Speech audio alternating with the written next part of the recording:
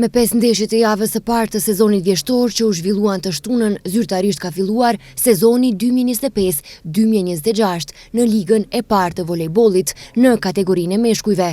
Ekipet vendase ishin më të suksesshme në 3 përballje, ndërsa ato mysafire vetëm në 2.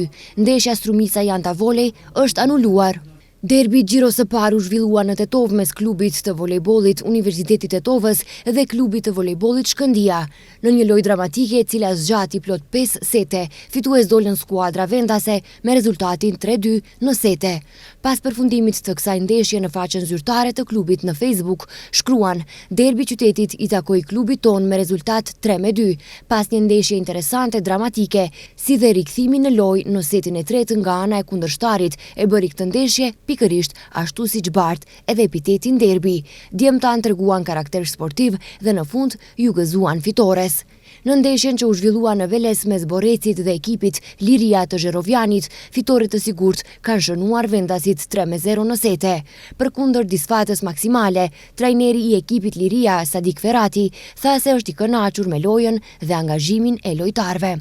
Rezultatet e gjiros së parë: Universiteti Tetovës Shkëndia 3-2, Rabotnički Skopje 3-0, Boreci Liria 3-0, Vesna Probishtip Makedonia Gjio